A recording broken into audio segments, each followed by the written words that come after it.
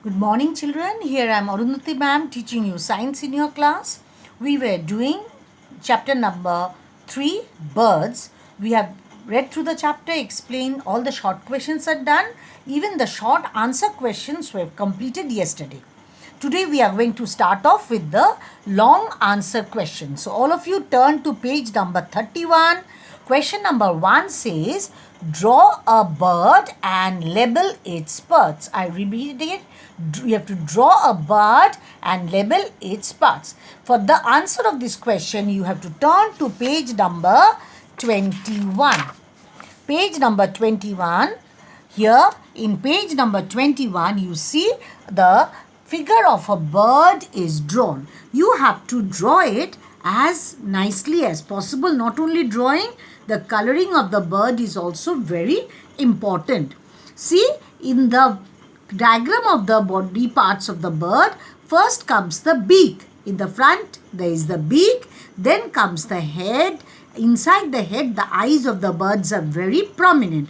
Though here they have not marked the eyes, but you can also mark the eyes. Then comes the wings of the bird, the tail at the end, and the legs of the birds. I repeat it once more.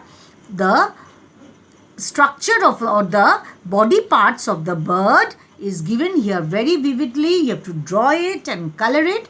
First one is the beak of the bird, then comes the head of the bird, and inside the head lies the eyes, which you will mark it, draw it and mark it. Then is the wing of the bird, then comes behind the, after the wing comes the tail of the bird, and then at the last is the two legs on which the bird is perching on the branch. Now we go on to question number 2. Question number 2 says, here I have written down the answer to the questions for you to understand properly. Question number 2 says, how does the beak of a duck help it to eat? I repeat the question. How does the beak of a duck help it to eat? First I read the answer, then I'll explain it.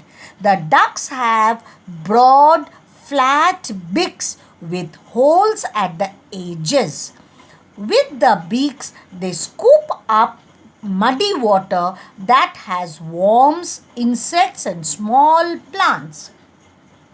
The water flows out through the holes, leaving the food inside.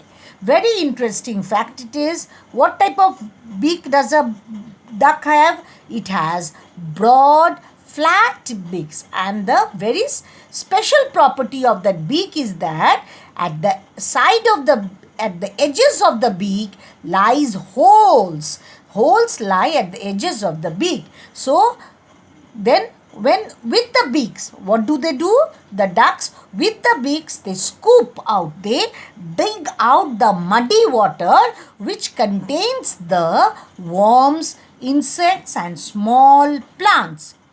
Then after they take it, they keep it inside the beak, and while they keep it inside the beak, the water flows out through the holes, and the worms, insects, and small plants, that is the food of the duck, remains inside.